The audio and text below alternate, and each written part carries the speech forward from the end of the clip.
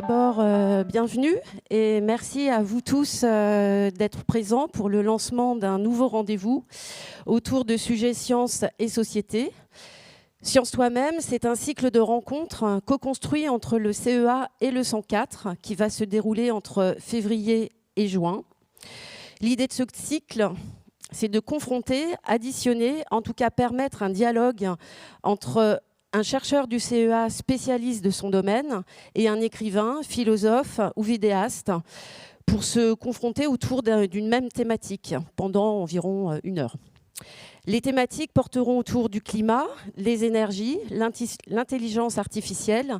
Et ce soir, il sera sujet de « Faut-il faire confiance à la science ?» évidemment.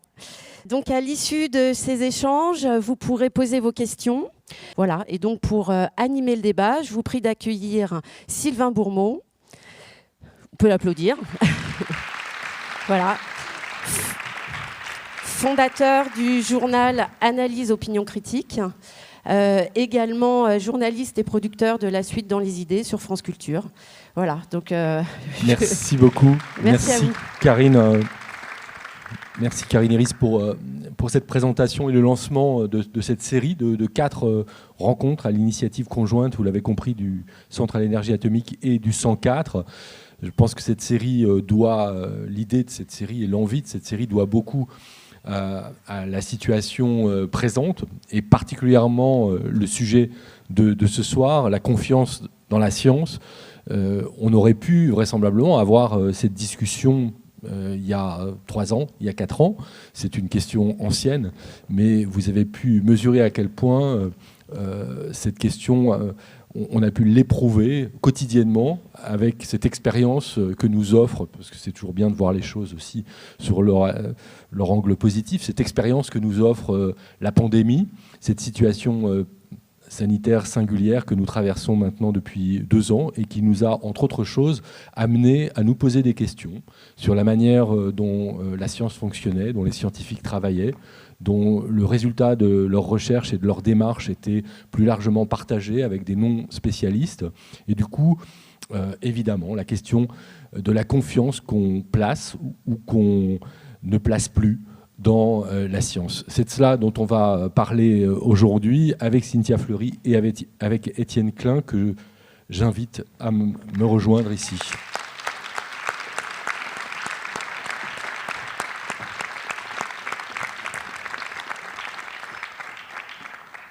Cynthia Fleury est philosophe et psychanalyste. Elle est titulaire d'une chaire au Conservatoire national des arts et métiers.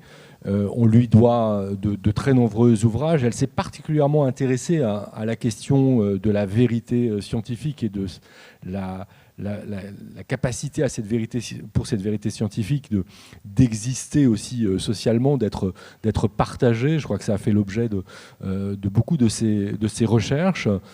Et selon le principe donc, de ces rencontres, il s'agit de faire dialoguer quelqu'un qui est plutôt issu du pôle des sciences humaines ou de la littérature. Là, en l'occurrence, c'est Cynthia Fleury qui va jouer ce rôle en quelque sorte. Et même si la science est je dirais... également un champ de travail pour elle et je pense qu'on aura l'occasion de voir que cette distinction entre sciences dures et sciences humaines, elle est pas forcément toujours aussi nette et peut-être pour le meilleur, même si ça pose des questions. Et Étienne Klein, lui... est physicien, il travaille dans cette institution, le Centre à l'énergie atomique, il travaille sur la matière en particulier, et je crois qu'il est toujours responsable du laboratoire de la matière, d'études de la matière, de recherche, de sciences de la matière. Voilà, c'est un physicien qui est aussi un philosophe, donc vous voyez, les choses...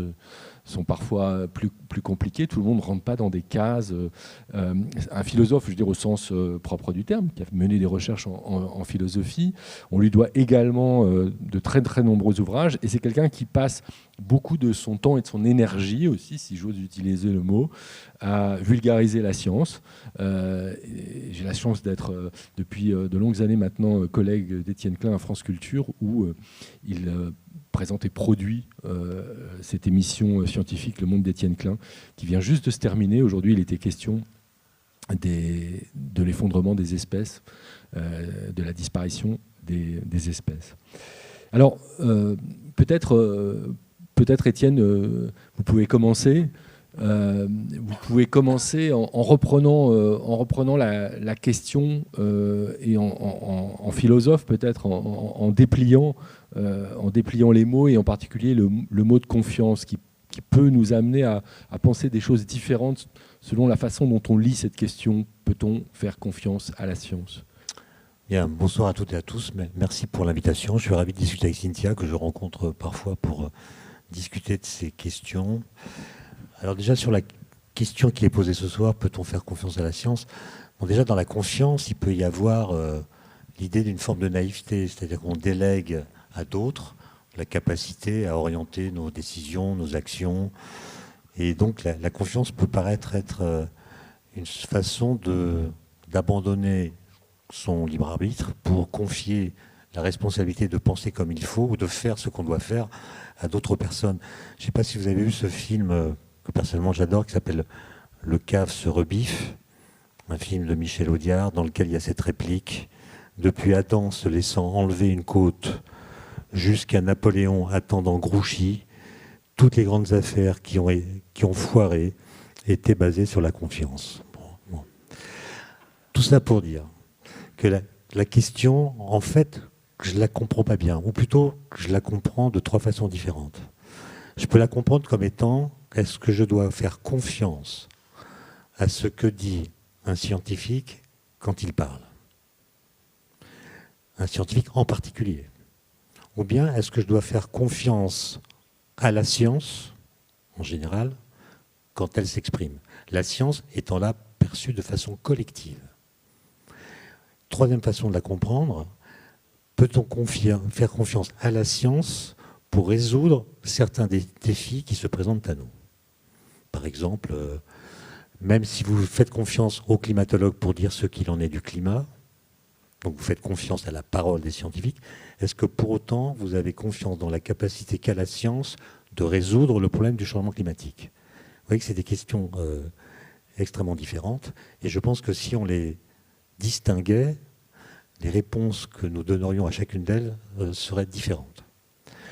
Moi, ce qui m'intéresse dans le fait de participer à cette discussion avec Cynthia, c'est un rapport qui a été publié en septembre 2021, rédigé par le Conseil économique et social, un groupe de personnes dirigé par Daniel Cohen, qui fait un rapport d'étape sur la pandémie, qui étudie en fait les effets économiques de la pandémie, avec des comparaisons entre différents pays, et aussi les effets dans la confiance du public à l'égard de la science. Et c'est cette même question, sans qu'on distingue les trois façons de la poser que j'ai indiquées. Mais ce qu'on voit et qui mérite qu'on discute ensemble, c'est que ce niveau de confiance en Europe, dans tous les pays, est extrêmement fort.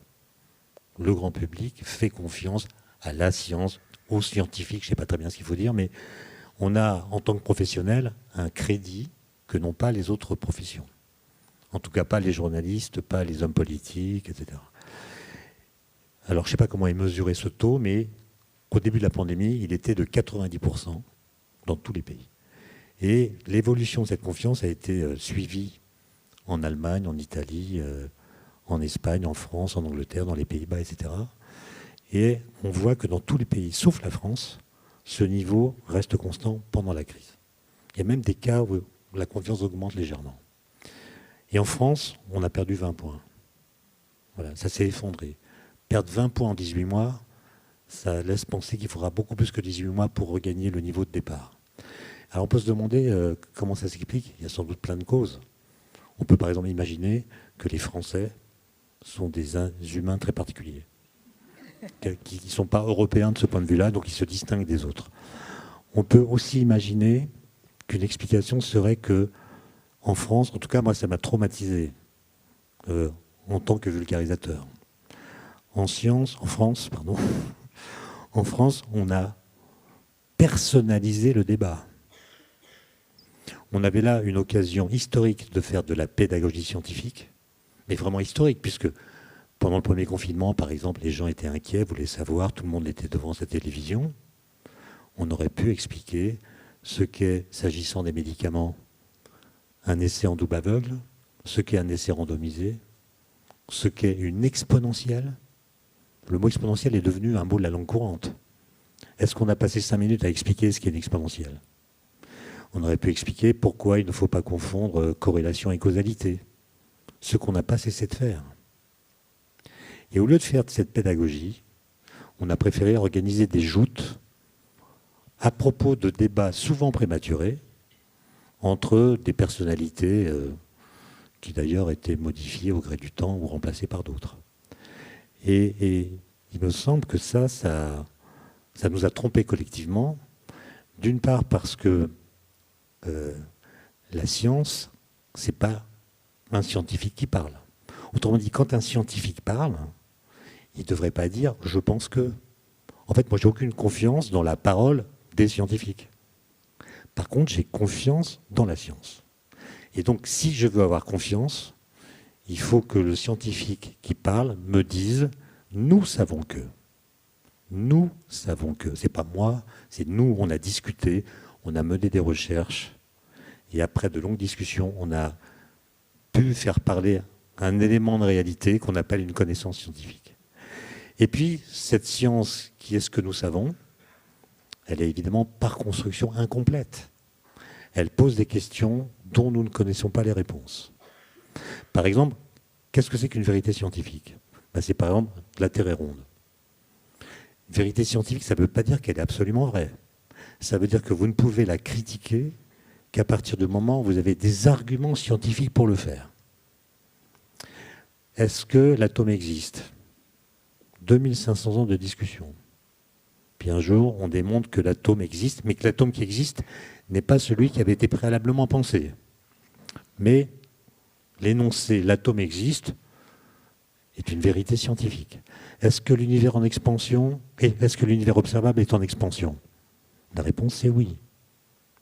Bon, mais il y a des questions qui se posent à partir de ce socle. Est-ce que le neutrino est identique à son antiparticule? On n'en sait rien. Donc on fait des recherches. Est-ce qu'il existe une vie extraterrestre? On n'en sait rien. Quand je dis on n'en sait rien, c'est les scientifiques n'en savent rien et les autres non plus. Je veux dire, personne n'en sait rien. Donc on fait des recherches. Voilà. Donc cette distinction que je viens d'exprimer entre science et recherche, pour moi, elle est fondamentale parce que le doute, c'est vraiment le moteur de la recherche. C'est pas parce qu'on ne sait pas qu'on fait de la recherche. On fait de la recherche parce qu'on sait qu'on ne sait pas. D'accord? L'ignorance, c'est vraiment la spécialité des savants. Parce que pour savoir ce qu'on ignore, il faut savoir ce qui est su. Donc ce n'est pas l'affaire des ignares. Or, pendant la crise, souvenez-vous, les premiers qu'on interrogeait au début ne cessaient de répondre aux questions qui leur étaient posées. Nous ne savons pas, nous ne savons pas, nous ne savons pas. Mais ces gens qui étaient honnêtes étaient détrônés médiatiquement et remplacés par des gens qui savaient tout au-delà de leurs connaissances, puisque les connaissances en question n'étaient pas acquises. Donc le doute, c'est le moteur de la recherche. Et quand on confond la science et la recherche, le doute qui est consubstantiel à la recherche vient coloniser l'image même de science. Et on en arrive à dire ce raccourci, la science c'est le doute. Mais si la science c'est le doute, alors pourquoi moi, avec mon ressenti, mes croyances, mes connaissances, mes préjugés, mon bon sens, je ne pourrais pas dire ce qu'il faut penser de tel ou tel sujet qui fait controverse à la télévision entre experts autoproclamés. Donc je pense que la leçon qu'il faut tirer de la crise, c'est de savoir comment est-ce qu'on parle de la science en public. Qui doit parler? Comment il doit parler? Parce qu'on a trop souvent cédé ou demandé au public de céder à ce qu'on appelle, un terme un peu pédant, l'ipsédixitisme. Ipse dixit en latin, ça veut dire « il l'a dit lui-même ». Le maître l'a dit, donc on ne discute plus. Le maître, à l'époque, c'était, au Moyen-Âge, c'était Aristote. Aristote l'a dit, donc c'est bon. Affaire classée. Mais quand il y a une grande confusion dans les messages, chacun d'entre nous est obligé de choisir la personnalité qui, pour lui, va faire référence. Je ne vais pas donner d'exemple. Mais juste pour terminer là-dessus, au mois de juillet 2020, j'étais en Allemagne pour voir mon fils qui était étudiant là-bas. Et j'ai vu à la télévision des conférences de presse d'Angela Merkel qui expliquait toute seule, sans s'accompagner de spécialistes, ce qu'est une exponentielle. Elle a donné un cours aux Allemands sur l'exponentielle. Ensuite, quand elle parlait de la science, elle ne disait pas « le professeur Bidule m'a dit que ». Et d'ailleurs, elle n'a pas pris son avion pour rendre visite à un professeur Bidule. Elle disait « les scientifiques nous disent que ». Les scientifiques nous disent que. Cette phrase, personnellement, elle m'inspire confiance. Et je me demande si ce n'est pas une des raisons qui explique l'effondrement en France de la confiance du public. Merci Étienne pour ces premières remarques. Cynthia, ça veut dire que cette question de la confiance dans la science, si j'entends bien ce que dit Étienne Klein, on ne peut pas ne pas la poser sans élargir et sans se poser la question de la confiance en général.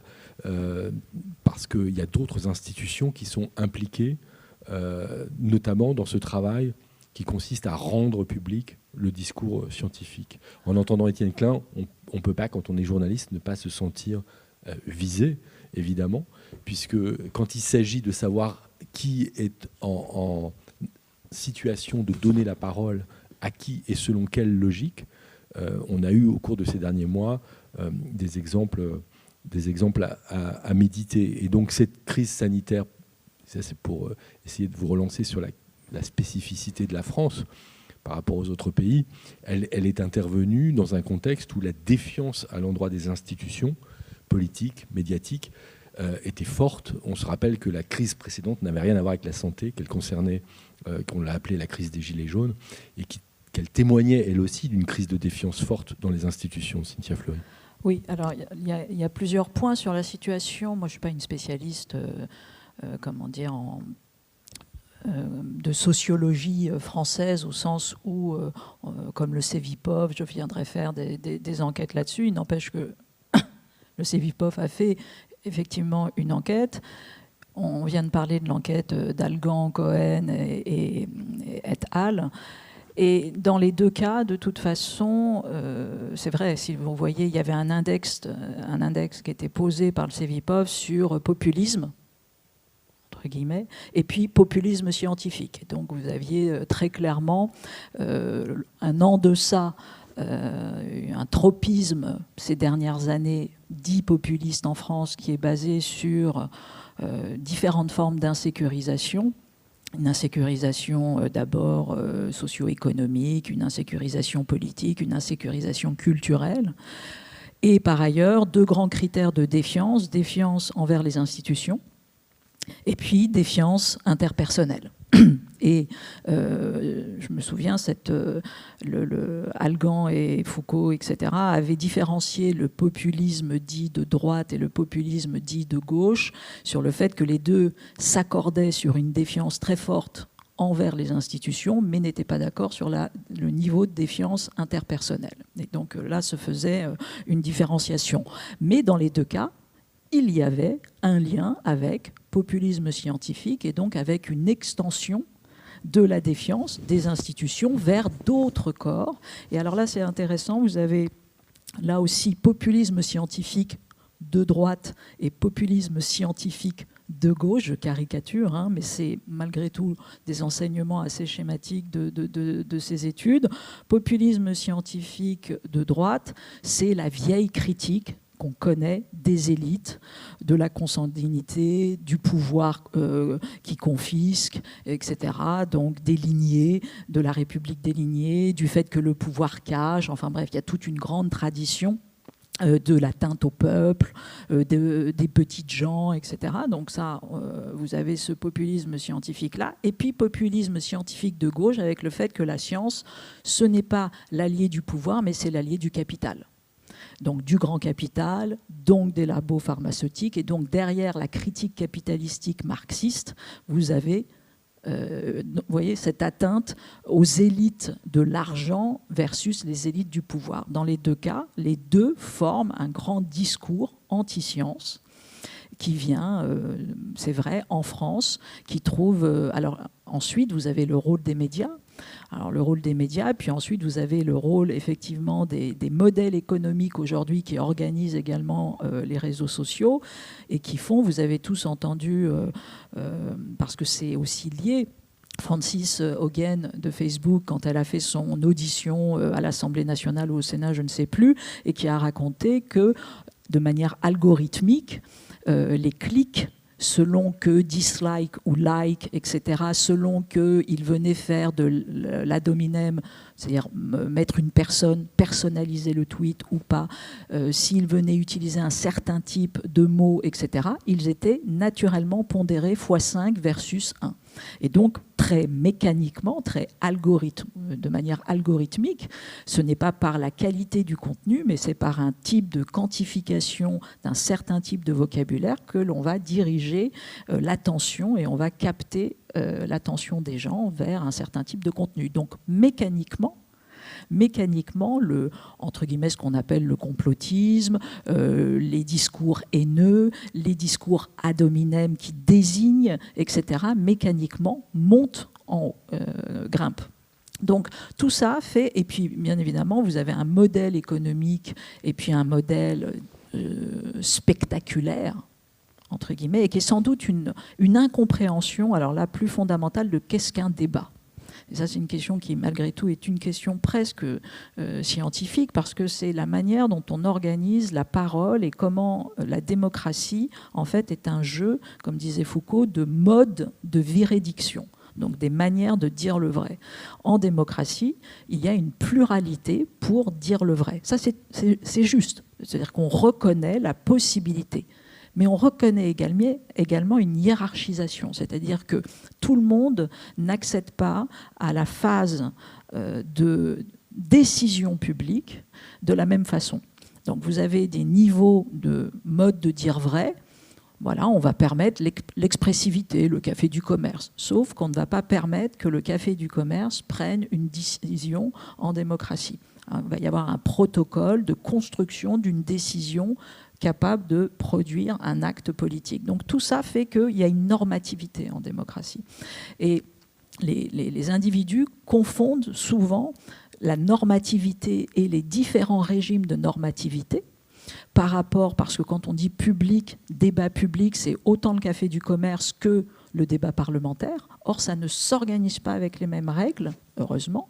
Et c'est ça qui fait la richesse de la démocratie, et ça n'a pas les mêmes incidences en termes de décisions publiques et politiques. Et dernier point, enfin il y a tellement de choses à dire, mais c'est vrai qu'en démocratie, nous avons pris des décisions malgré tout, à la fois de considérer et d'organiser un espace de la rationalité publique qui était accessible à tous, sur le papier, mais en revanche, il n'est pas accessible à toutes les méthodes. C'est-à-dire que chacun d'entre nous, nous pouvons aller dans l'espace public à partir du moment où nous allons attraper des méthodologies spécifiques pour produire une rationalité publique. Et en gros, c'est une charge de la preuve aujourd'hui et essentiellement basée sur ce que nous enseignent les sciences. Donc il y a un pacte, malgré tout, logocratique, il y a un pacte démocratique avec le logos de la science parce qu'on estime que c'est celui qui a une charge de la preuve la plus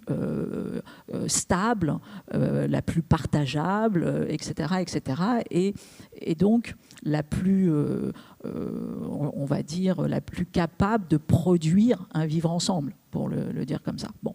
Donc ça, c'est vrai que c'est merveilleux en même temps ce qu'on vient de vivre pendant 2 ans, parce que tout d'un coup, en fait, derrière ces mots valises, c'est vrai qu'on a une pluralité des systèmes, on a des modes de véridiction.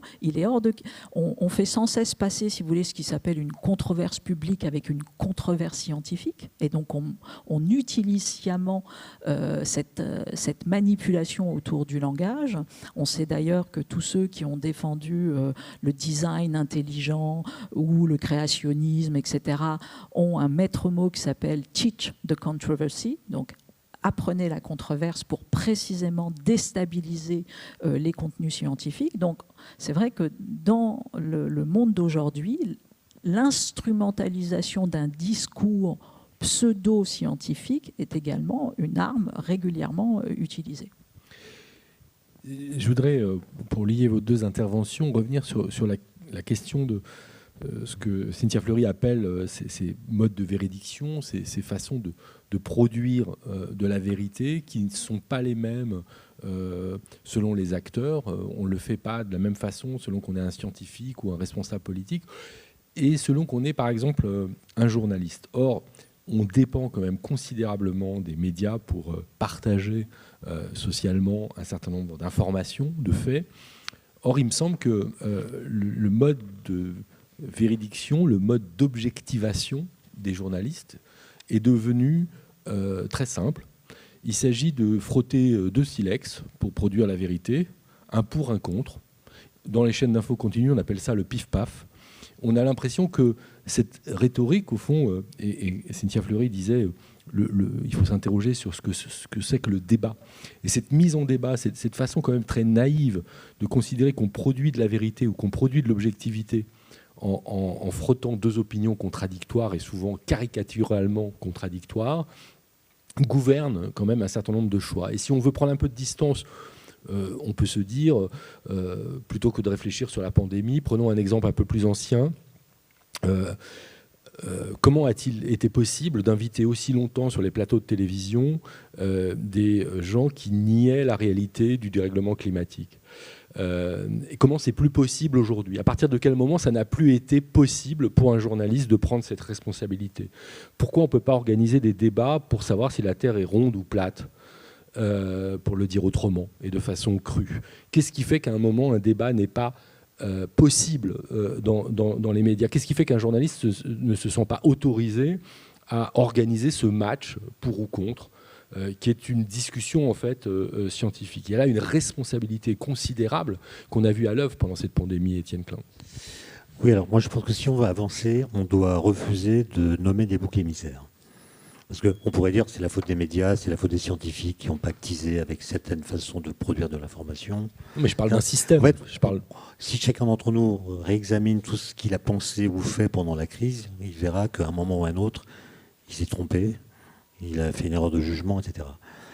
Ensuite, je vois bien, comme tout le monde, qu'en effet, on préfère des pif-paf, comme vous dites, à des séances d'argumentation où chacun expliquerait comment il est arrivé au résultat qu'il présente. Mais est-ce que ça nous intéresserait de suivre à la télévision de la pédagogie ? Autrement dit, évidemment, on voit bien que les médias ont envie de faire cela, mais pourquoi ? Parce qu'on regarde.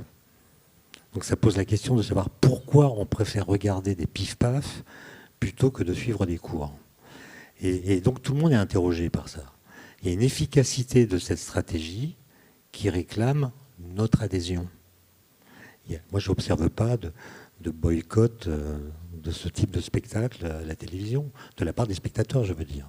D'ailleurs, la semaine dernière, j'ai donné un cours sur la relativité d'Einstein à Centrale, devant des élèves qui connaissent la relativité, mais pas à fond, et ils étaient contents qu'on reprenne les choses depuis le début, en racontant l'histoire, Einstein, les équations, leurs implications, etc. Un cours de 3 heures. Et à la fin, il y en a un qui m'a dit « c'est intéressant, mais c'est un peu différent de ce qu'on entend parfois à la télévision. » Je dis « c'est peut-être pas étonnant. » Et il me dit « vous devriez faire le même cours à la télévision. » Et je lui dis « mais c'est évidemment impossible. Jamais une chaîne de télévision va filmer un cours de 3 heures. » Il me dit « si, c'est possible. » Je dis « comment ?» Et il me donne une stratégie qui, à la réflexion, m'a paru pertinente. Il me dit vous laissez interviewer par Sylvain Bourmeau Et puis, au cours de l'interview, vous lâchez que la théorie de la relativité, c'est de la foutaise. Que Einstein était un crétin, qu'il était payé par des lobbies, du chemin de fer, il fallait synchroniser les horloges à distance, ils ont pipoté le truc, il s'est mis de l'argent plein les poches, en plus il était juif, donc normal. Et vous dites que la bonne formule, c'est pas E égale MC2, c'est E égale MC3. C'est ça la vraie formule, mais les gens nous cachent cette vérité parce qu'il y a un complot organisé par Bill Gates qui tient à ce que ce soit E égale MC2 pour pouvoir mettre des puces qui marchent dans le vaccin. Et il me dit, une fois que cette interview avec Sylvain Bourmeau sera entendue, vous serez invité chez Hanouna, et une fois que vous serez chez Hanouna, vous direz que l'interview c'était du pipeau et vous ferez un vrai cours de relativité.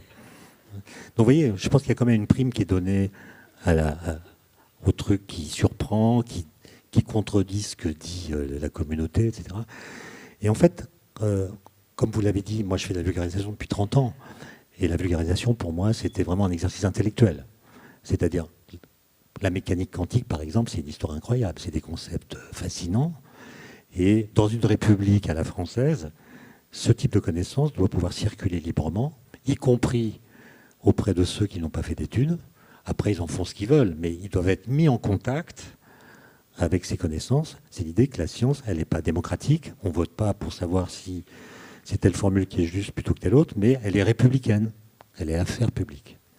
Mais à mesure que le temps a passé, je me suis rendu compte d'une chose qui a été très bien analysée par un philosophe anglais que tu dois connaître, Cynthia, qui est Bernard Williams, qui est mort il y a quelques années, mais qui avait écrit un livre en 2006 intitulé « Véracité et vérité ».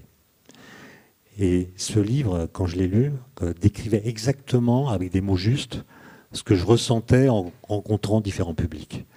Il explique que dans les sociétés comme la nôtre, qui sont postmodernes, qui ne croient plus au grand récit, il y a deux courants de pensée qui coexistent, qui sont contradictoires l'un avec l'autre, mais qui, normalement, devraient s'annuler, mais qui, par un effet mécanique, se renforcent mutuellement.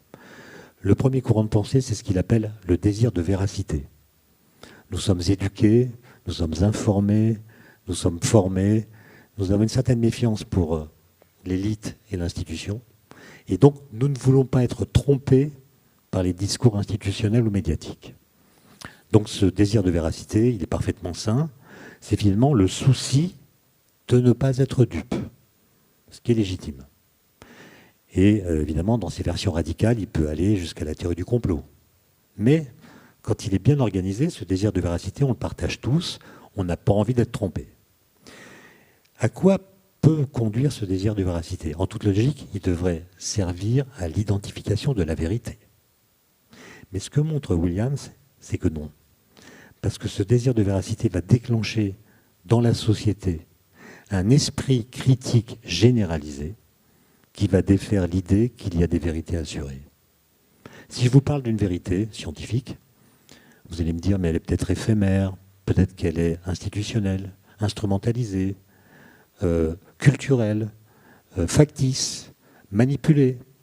Et donc le désir de véracité vient fragiliser l'idée même de vérité, surtout lorsque la vérité est dite par des institutions. Et ça, moi, je l'ai vu se déployer avec une force d'autant plus grande au cours des années. Mais quand la crise est arrivée, je me suis rendu compte que, en fait, il était en dessous de la réalité.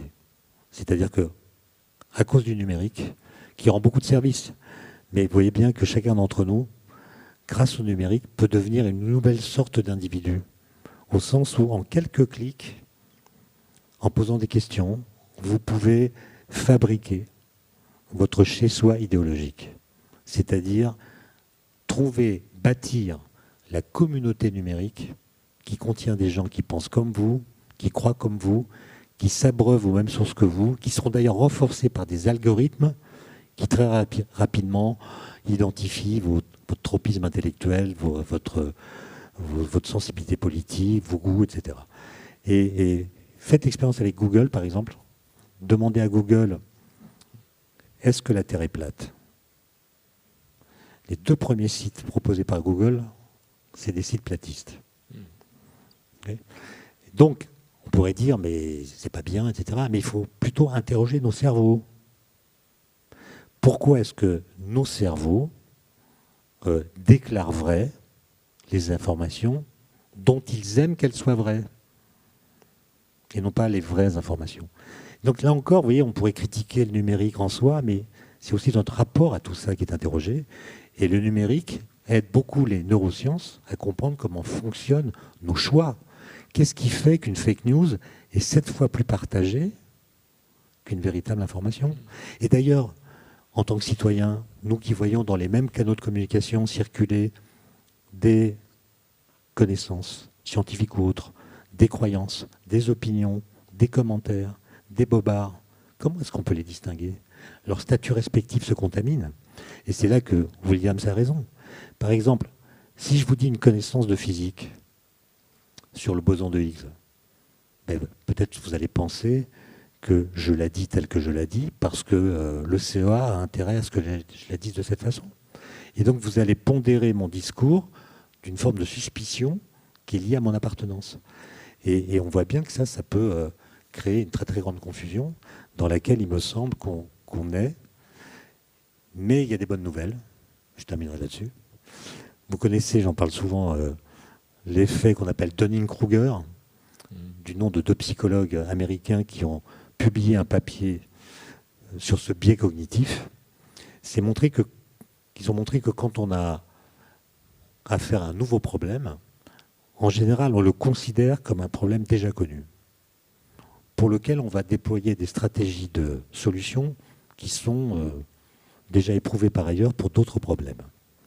Et quand la pandémie est arrivée, vous vous souvenez, au début, il y avait beaucoup de tweets de personnalités politiques qui commençaient par, à propos d'un certain médicament dont j'ai oublié le nom, qui commençaient par « Je ne suis pas médecin, mais je... » C'est des phrases incroyables, hein.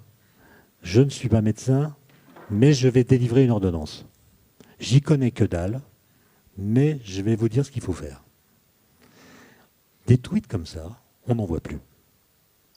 Et l'effet de Dunning-Kruger, c'est exactement ça. C'est le fait que pour se rendre compte qu'on est incompétent, il faut devenir compétent.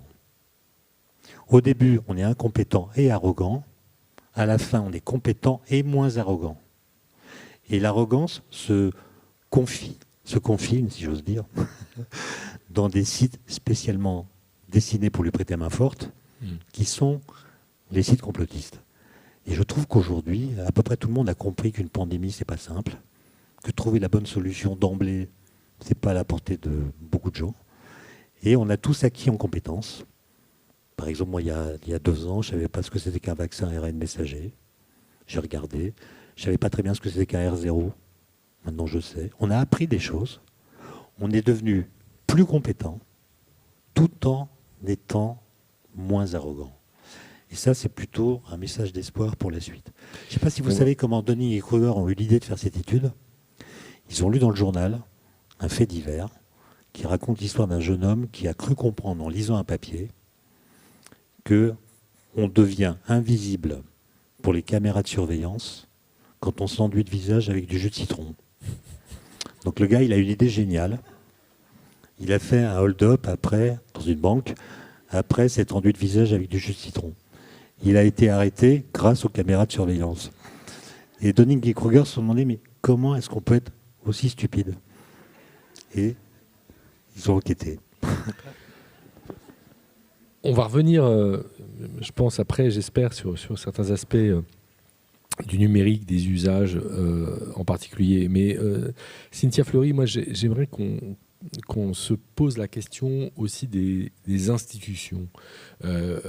J'imagine que la psychanalyste que vous êtes a des choses à dire également sur cette question de la légitimité, de l'autorité. Parce que si les choses ont évolué, c'est aussi parce qu'on n'est plus dans une société ou dans un monde dans lequel un certain nombre d'institutions, la science par exemple avec un grand S, c'est-à-dire le collectif dont parlait Étienne Klein tout à l'heure, est en situation de taper du poing sur la table en disant voilà, moi je sais, c'est ça la vérité, et face à cette institution, il y a un public qui respecte cette parole. Ces institutions, que ce soit la science, que ce soit la politique, que ce soit les médias, elles semblent avoir été fragilisés, on les remet en question. On peut s'en réjouir parce que y a dans la critique parfois des choses intéressantes.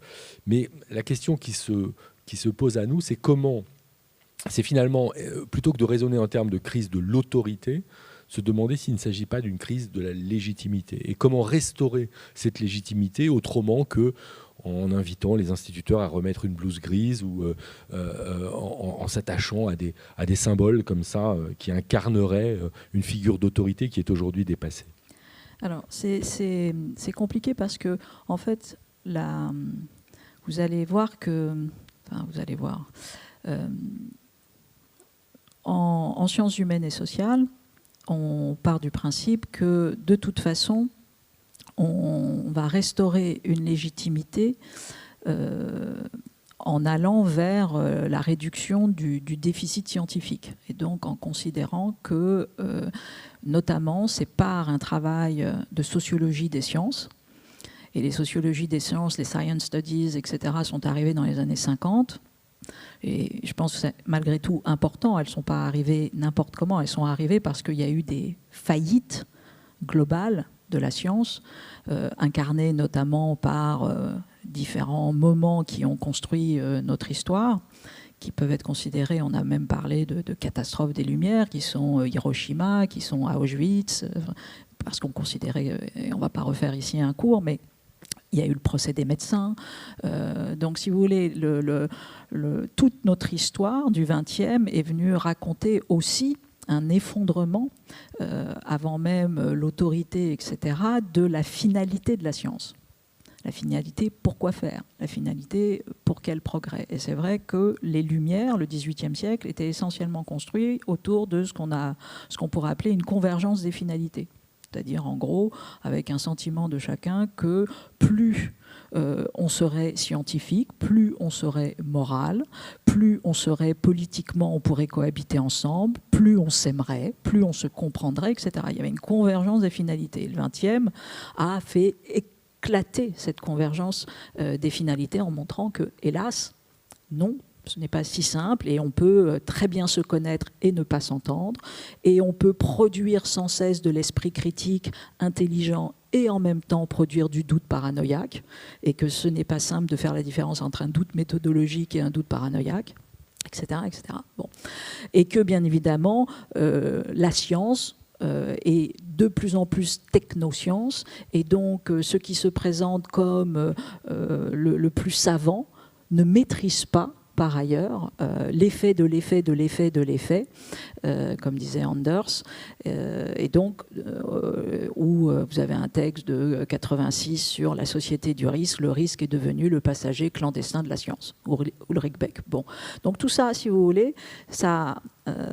et c'est d'ailleurs, j'entendais récemment Bruno Latour, qui a été un des grands penseurs de la sociologie des sciences, avec Calon, avec d'autres, etc., disant, il était presque désolé d'avoir participé, alors même que la sociologie des sciences est là pour produire et nous emmener vers le fait de comprendre qu'est-ce que l'intégrité scientifique, qu'est-ce que l'éthique de la recherche, qu'est-ce que l'éthique de la science, comment produire un discours réflexif sur ces communautés scientifiques. Donc vraiment pour produire de plus en plus de légitimité, pour essayer de comprendre, etc. Ben comment...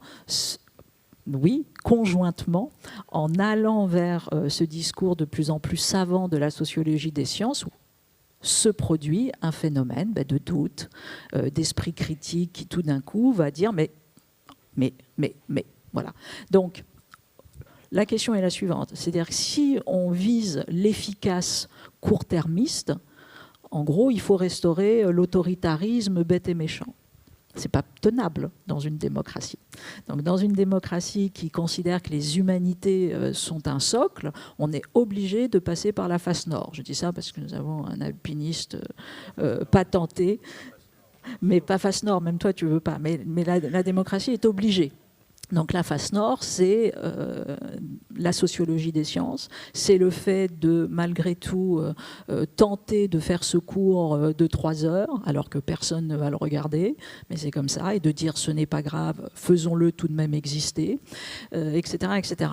Juste un point sur, parce que malgré tout, c'est un enjeu. On a cité l'étude d'Algan et de Cohen, etc. Dans cette étude, il est clairement montré qu'il y a un niveau de défiance plus fort, pas simplement sur ces raisons de tropisme culturel, etc., mais on voit très clairement une corrélation avec les tests PISA et le niveau des tests PISA en sciences et en mathématiques. Là où ils sont forts, vous avez une confiance plus forte dans la science. C'est très important parce que ça veut dire, si vous voulez, malgré tout, que d'abord, il y a donc une bonne nouvelle dans cette histoire, qu'il n'y a pas de déterminisme culturel au sens ethno, mais que, en fait, la manière dont nous enseignons la science et la manière dont nous créons une acculturation scientifique forte chez les petits va faire que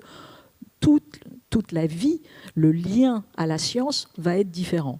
Et donc, c'est absolument déterminant. C'est pour ça qu'on voit le pacte avec la science et avec le logo scientifique, comment c'est un pacte démocratique. Parce qu'il y a véritablement un phénomène qui commence très tôt. Donc ça, aujourd'hui, sur l'éducation scientifique, c'est très important.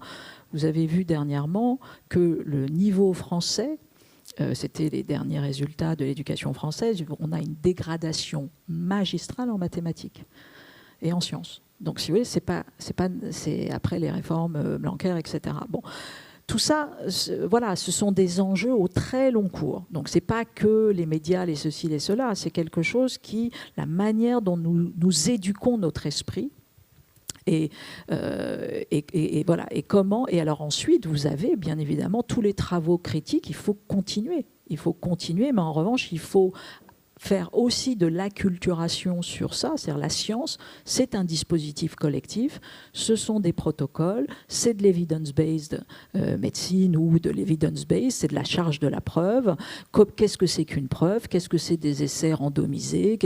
Voilà, c'est-à-dire qu'on raconte, encore une fois, des méthodologies, mais c'est aussi un regard de vérité sur les conflits d'intérêts, c'est aussi un regard de vérité sur la cartographie des lobbies, c'est tout ça. Donc, ça demande du temps. Ça demande précisément pas d'organiser une joute, parce qu'en fait, qu'est-ce qui se passe quand vous faites une joute entre des points de vue apparemment contradictoires? En fait, vous produisez de la surreprésentativité. C'est-à-dire vous permettez à quelqu'un qui fondamentalement est représentatif d'un tout petit courant, vous lui donnez soudainement une surreprésentativité et donc vous biaisez, en fait, sous couvert de ne pas biaiser, vous produisez du faux. Donc c'est ça. Donc sous couvert de dire à quelqu'un, ah ben non, nous on est totalement neutre, on fait de l'impartialité, en fait vous instrumentalisez. Bon.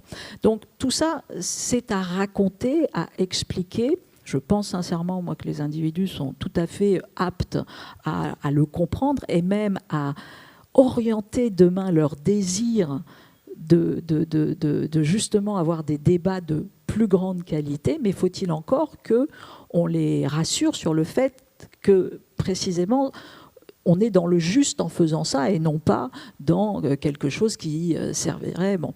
Mais c'est très compliqué, hein, parce que malgré tout, si vous voulez, on atteint aujourd'hui des niveaux de défiance, et c'est là où je termine juste sur l'interpellation psychanalytique.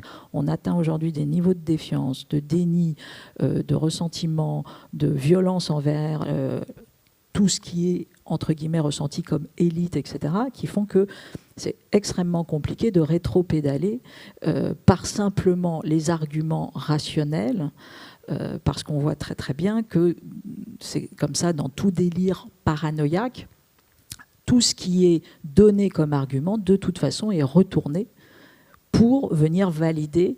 Ce n'est utilisé qu'en biais de confirmation.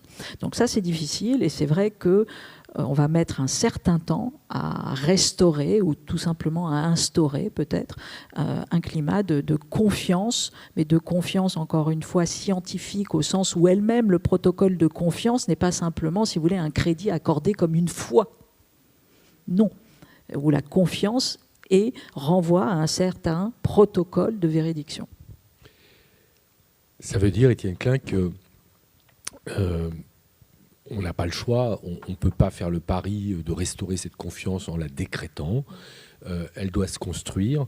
Elle doit se construire en faisant confiance à l'esprit critique, à ce qui contextualise, qui peut être le travail de la sociologie de la science, et évidemment qui nous fait perdre du temps d'une certaine façon. C'est pas d'une stratégie de court terme, comme l'a dit Cynthia Fleury. C'est laisser une place très importante à la réflexivité. Et c'est du coup ouvrir une brèche, une faille, se rendre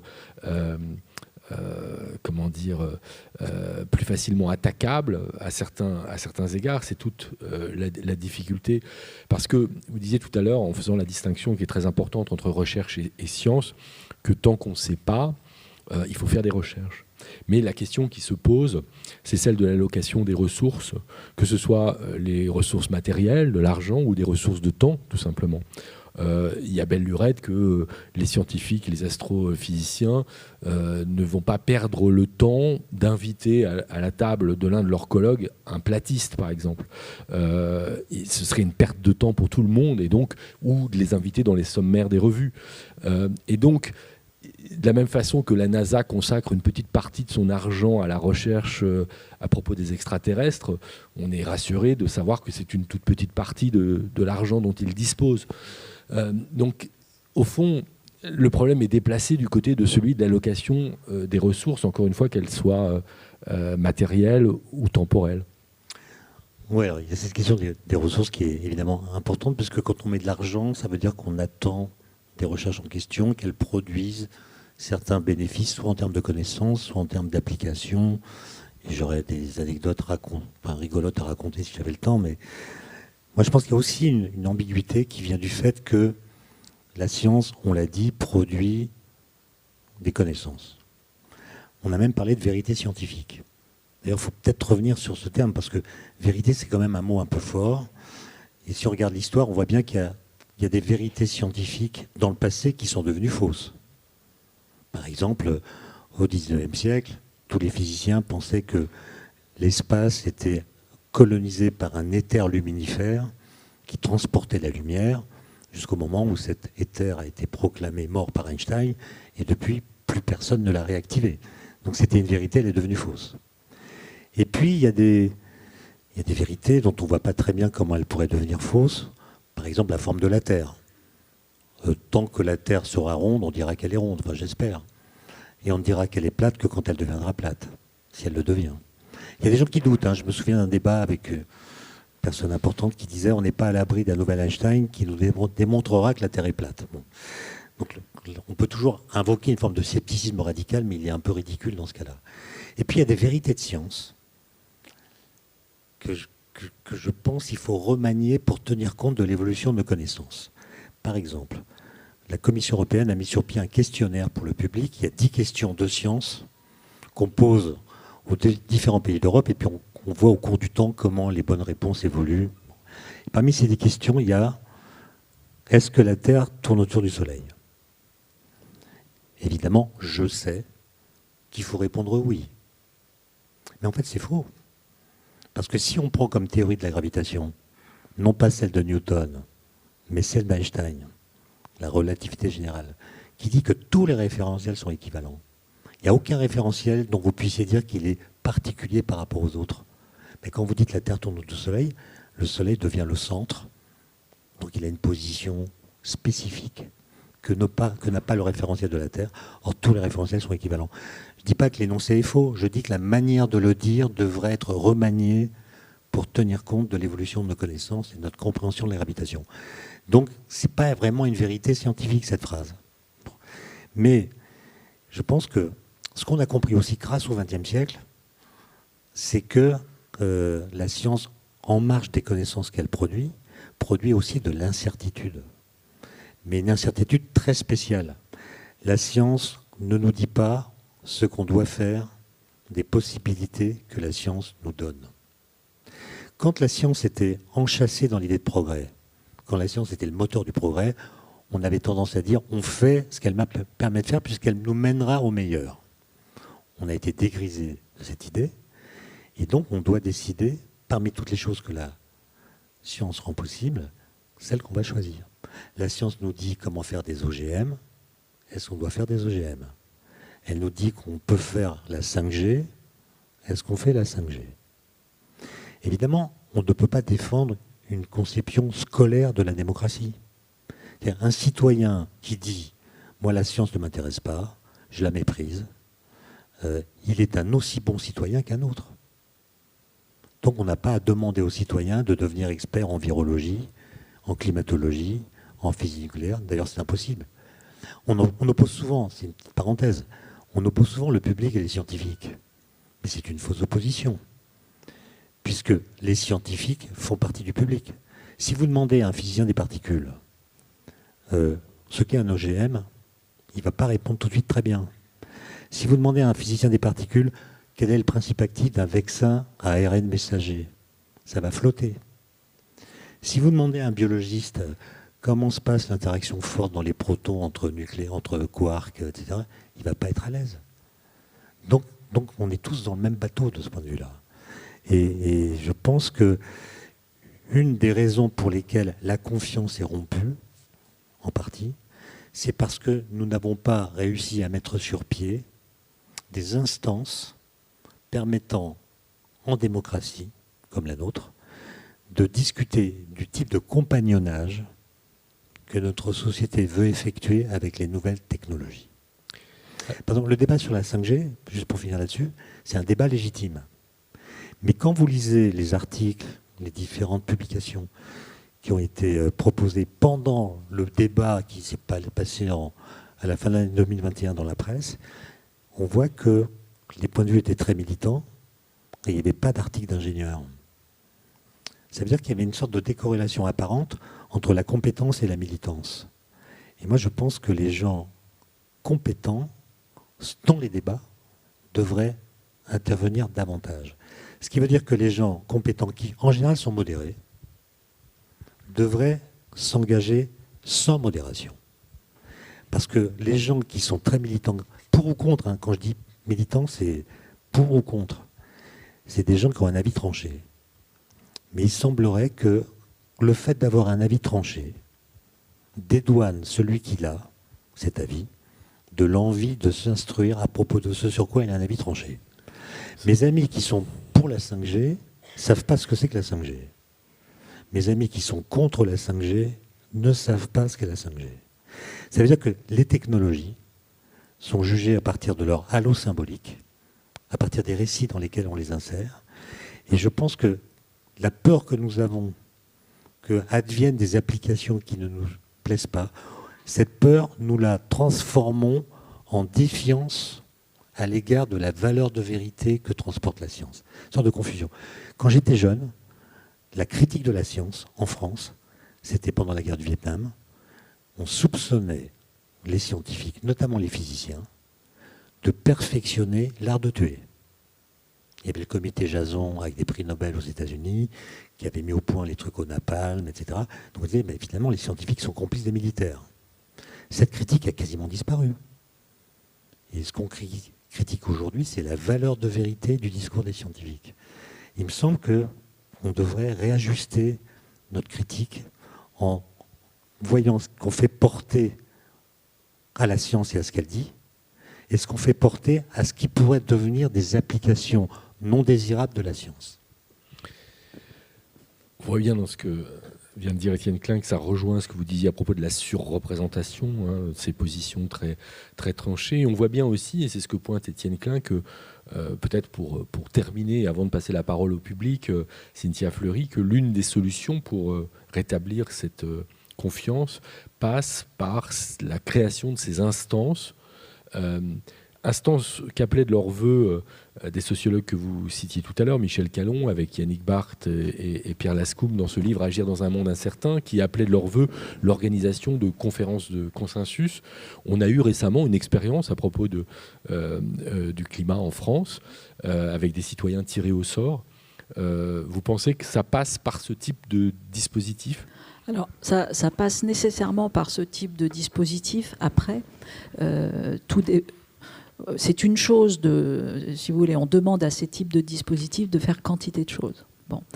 Quand vous voyez les 100 ou 150 citoyens qui ont fait cette convention climat, etc., tous vous diront que ils sont plus au même endroit. Ils sont plus au même endroit en termes de réflexivité scientifique, de compréhension de la production d'une décision, d'un travail de citoyenneté capacitaire, etc. Ça a pris du temps. Ça a été long, ça s'est organisé, etc. Ça coûte un certain type d'argent. J'avais le prix il n'y a pas si longtemps que ça. C'est pas si cher, mais voilà. Bon, tout ça pour dire que la création...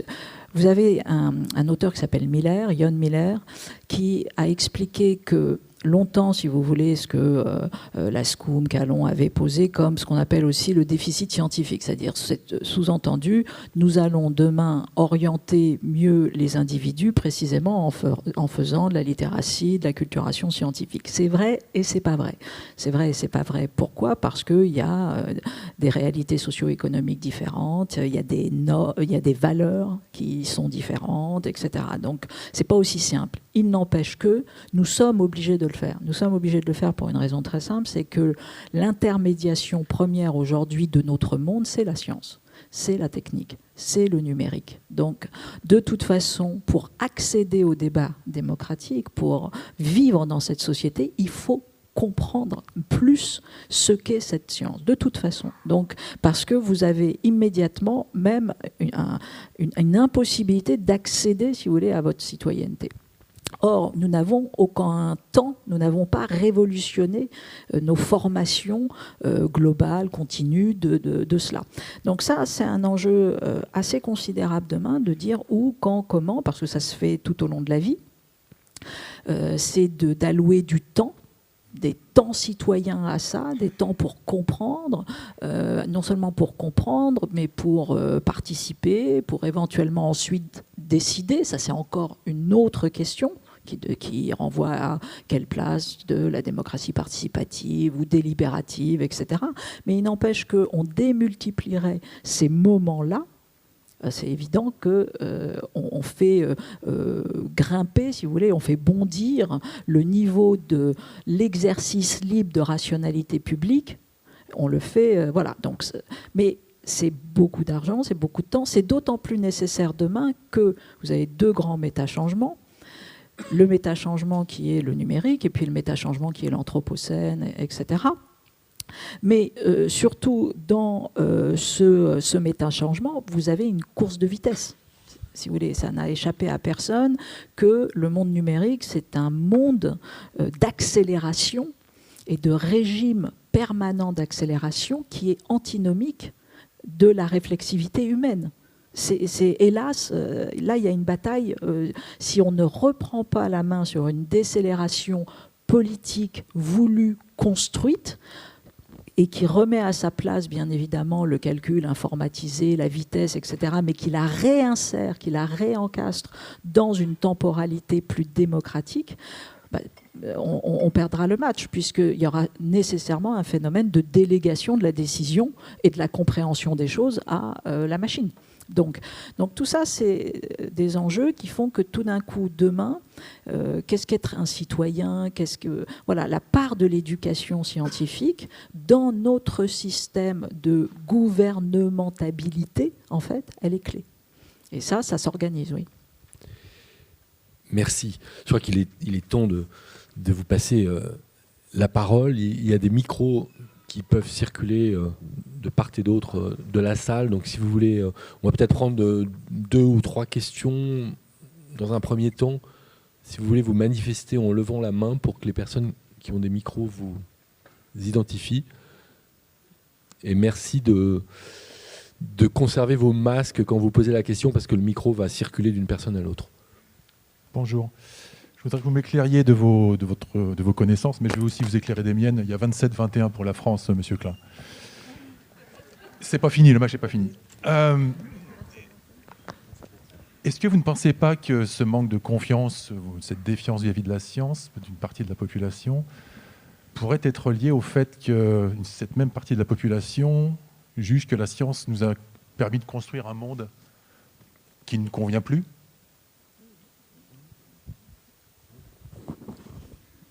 On prend une autre question.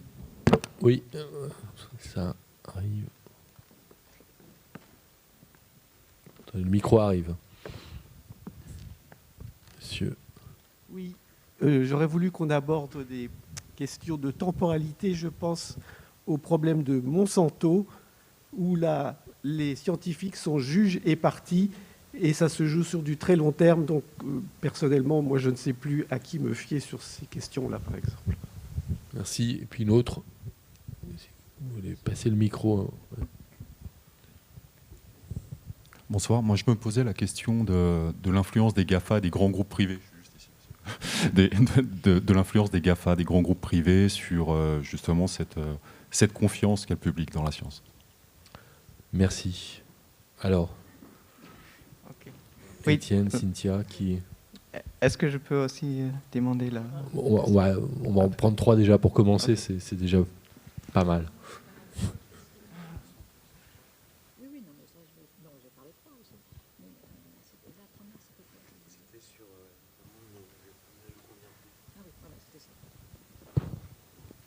Donc la première question, oui, très clairement, c'est ce qu'on avait un petit peu dit rapidement tout à l'heure sur ce qu'on a appelé la critique du progrès, c'est-à-dire, je ne vais pas refaire là un cours parce que c'est trop long, mais très clairement, vous avez une appropriation aussi sociale de la science qui est absolument déterminante dans notre histoire, et là aussi le XXe siècle a fait émerger une critique de la science et du progrès scientifique, à juste titre absolument déterminante, et qui est bien posée par l'historiographie des sciences humaines et sociales.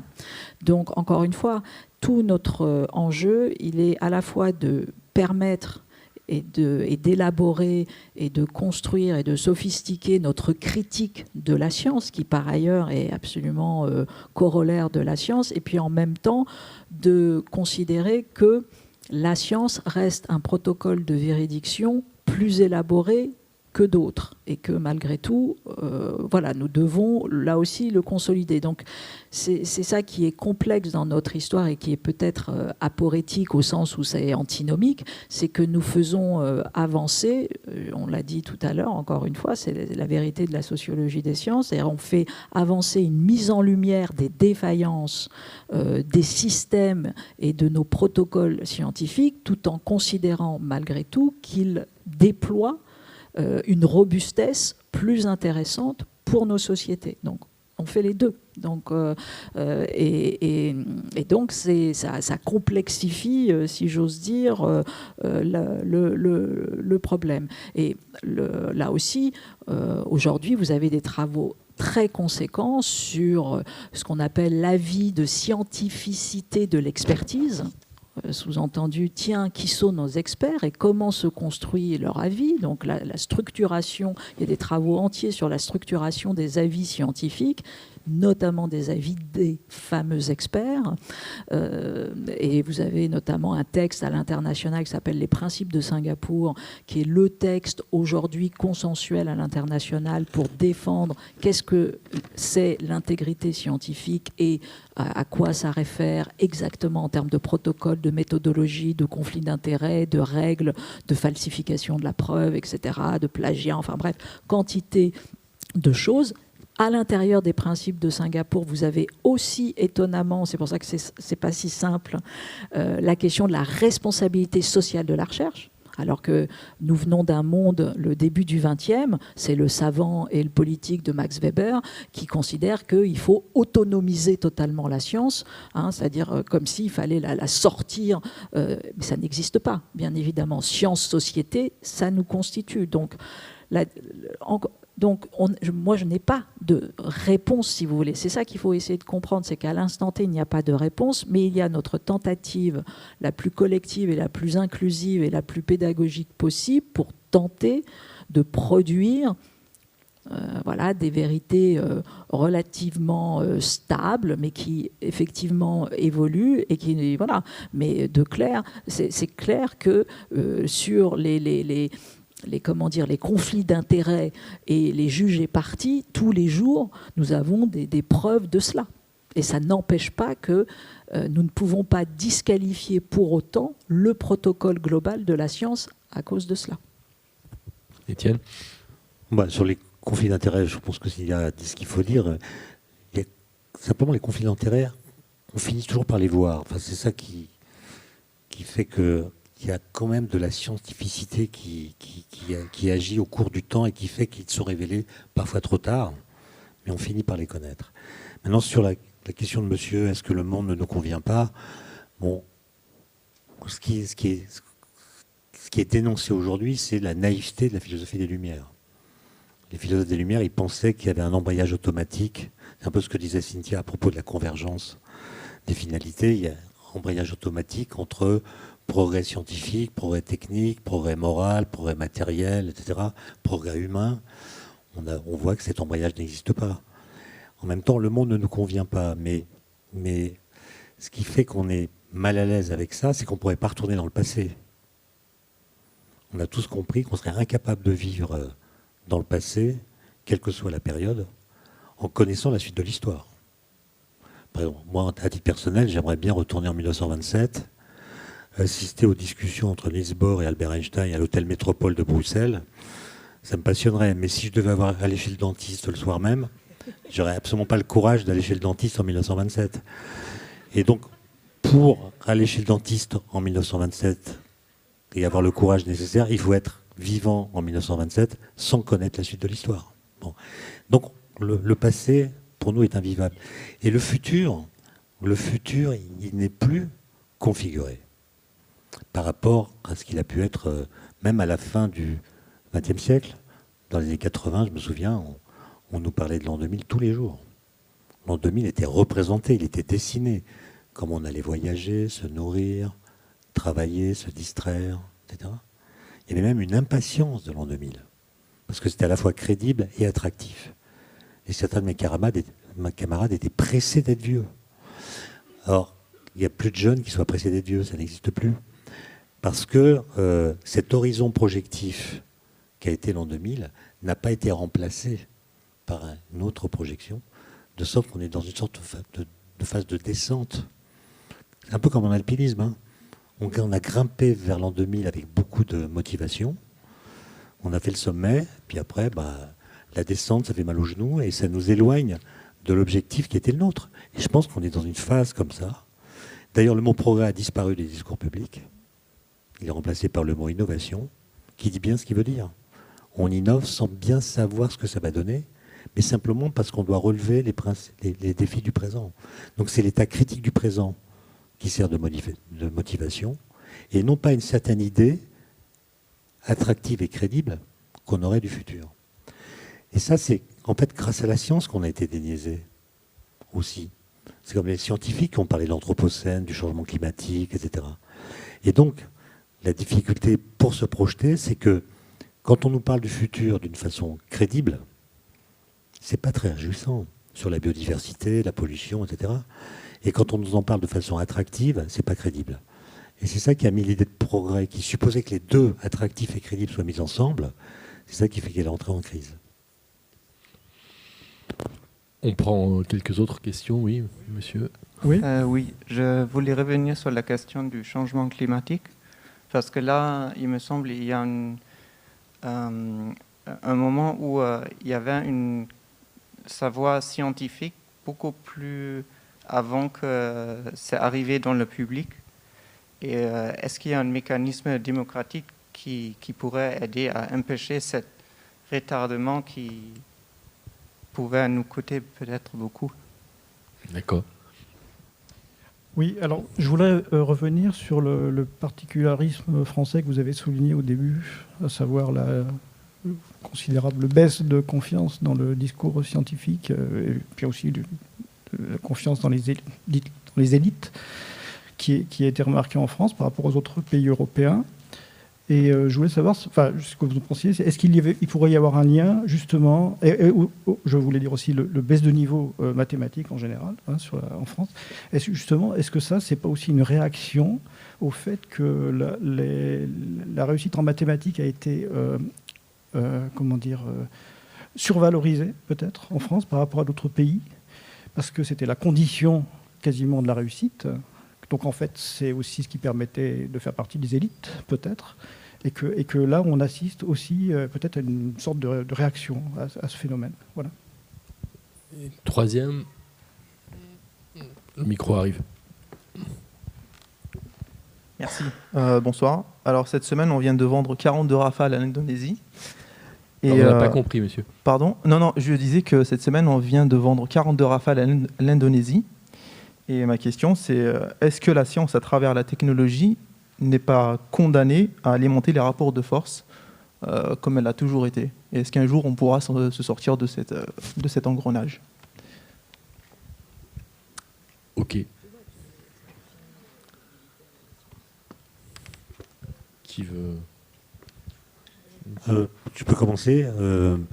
La première question, c'est sur le changement climatique. En effet, depuis 40 ans, les climatologues disent la même chose. Il y a eu des débats, c'est vrai, mais les corrélations sont devenues des causalités, c'est devenu de plus en plus clair. Mais on a développé collectivement toutes sortes de stratagèmes intellectuels pour ne pas croire ce que nous savions. Quand les informations scientifiques correspondent à des mauvaises nouvelles ou à des choses qui nous obligent à changer nos modes de vie, on est capable de sortir l'artillerie du doute pour procrastiner. Symptôme évident, je me souviens d'un ministre de l'Éducation nationale qui n'était pas du tout climatologue, mais qui avait écrit un livre, Ma vérité sur la planète, dans laquelle il contestait le changement climatique sans rien y connaître. Quand on a découvert le boson de Higgs en 2012, j'ai pas vu en librairie de livre intitulé Ma vérité sur le boson de Higgs. Parce qu'en fait, on s'en fiche. Qu'il existe ou pas, ça ne change rien à nos vies. Ça ne nous oblige pas à penser différemment. Ça ne remet pas en cause notre façon de penser. Donc on est en fait indifférent. Donc une vérité scientifique qui nous est indifférente n'est pas contestée. Une vérité scientifique qui oblige à des remaniements profonds, eh ben on va... laisser la parole à des lobbies, par exemple. On va se laisser influencer par une sorte de scepticisme du genre « a-t-on devoir pour agir ?»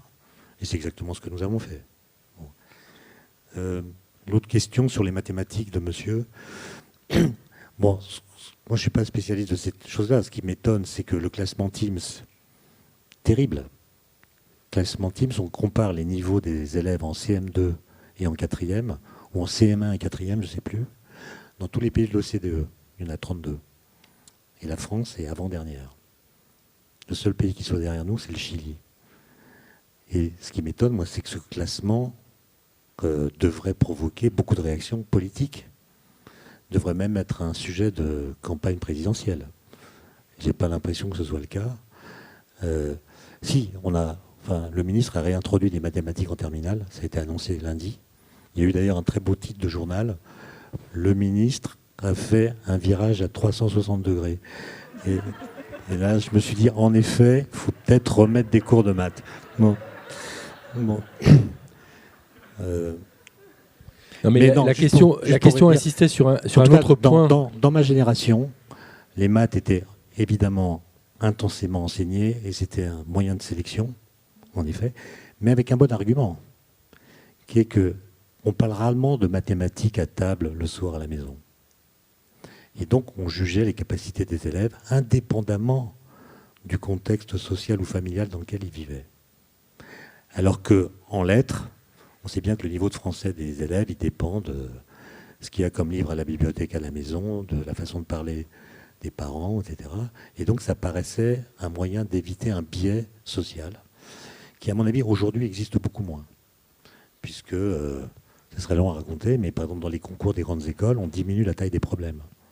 C'est plus un grand problème comme avant, c'est des petits exercices pour lesquels on peut être entraîné par des cours particuliers, et là on réintroduit un biais social.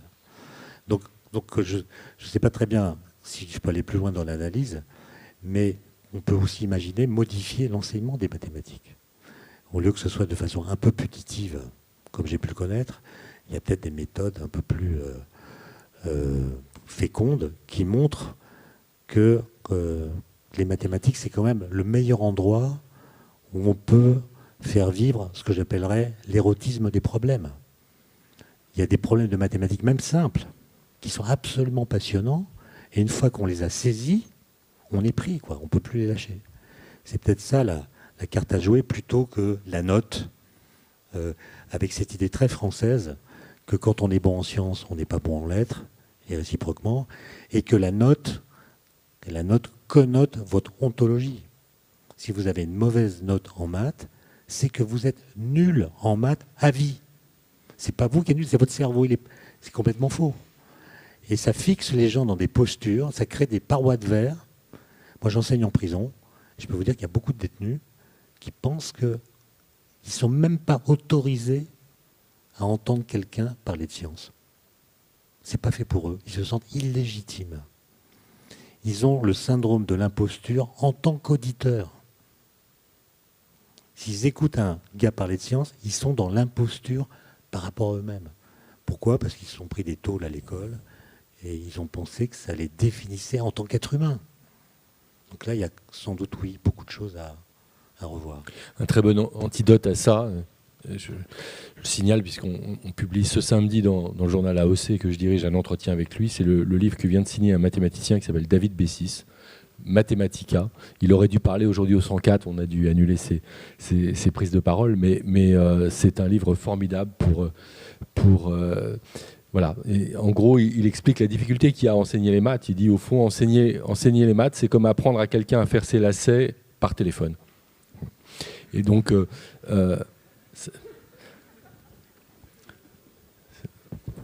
non, j'ai pas grand-chose à rajouter. Et je suis pas sûre que ce soit une réaction... comment dire, on voit très clairement quand on fait des travaux comme ça, alors là pour le coup de sociologie de l'éducation et puis la manière dont on enseigne dans le monde entier les mathématiques ou d'ailleurs tout autre sujet, mais on va dire plutôt les mathématiques et les sciences, que les pays qui réussissent le mieux sont ceux qui fonctionnent par l'enseignement, par les défis, par les challenges, par les projets, par les tâches et puis par le fait de produire de la coopération entre les élèves, c'est-à-dire différents groupes qu'on met ensemble avec un enjeu, une finalisation, et puis d'aller chercher ensuite à travailler avec les maths, les sciences pour résoudre le problème et avec des évaluations qui sont changeantes. Donc on voit que c'est quand même énormément une histoire de design des protocoles pour que justement il y ait des phénomènes d'autorisation, il y ait des phénomènes de coopération, il y ait des phénomènes d'inhibition, mais dans le sens cognitif, etc.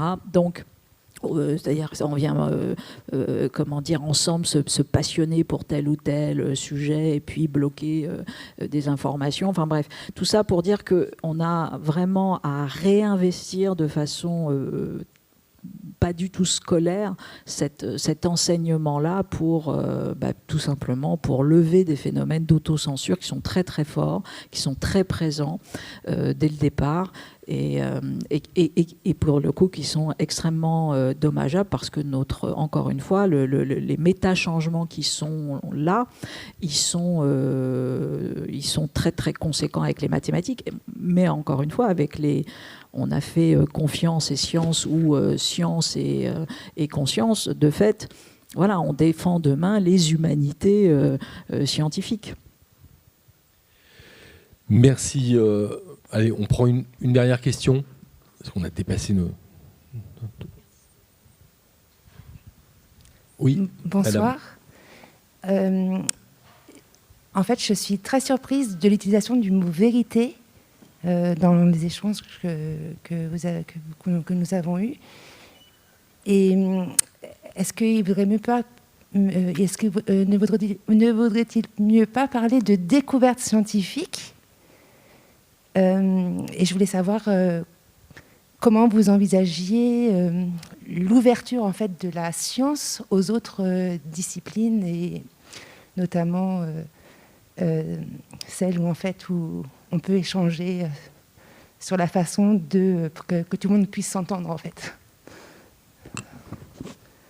En fait, là, vous êtes philosophe à la fois, psychanalyste, scientifique. Est-ce que je pense que ça doit être assez rare dans le monde de la science, cette transdisciplinarité. Alors, malgré tout, on a pas mal... Alors, vous avez raison et d'ailleurs, Étienne l'a dit à un moment donné, sur la question du terme de vérité, qui est jamais simple à manier. Alors, les sociologues ont une astuce merveilleuse pour faire ça, sauf qu'elle est invisible à l'oral. Ils mettent des guillemets. Donc ils disent vérité, entre guillemets, mais c'est vrai, société, alors tout après est entre guillemets, parce que société est aussi entre guillemets, science est entre guillemets, donc voilà.